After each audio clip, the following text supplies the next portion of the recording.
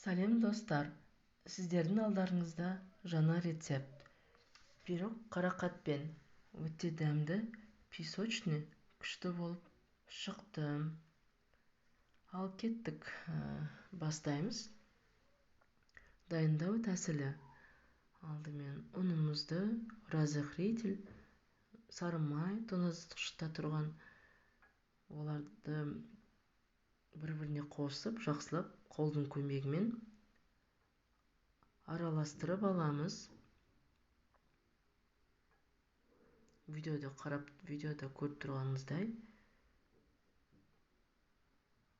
Алдымен 2 жұмыртқа, қант қосып, екеуін бөлек араластырып аламыз венчик көмегімен. Сосын дайындап тестамызға құямыз.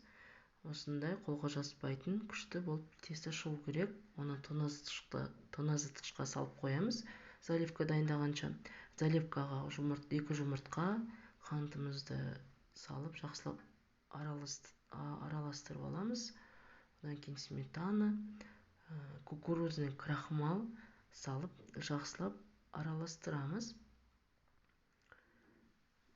Одан кейін тоңазытқышта тұрған тестамызды алып, оны жақсылап противеньге жайып шығамыз.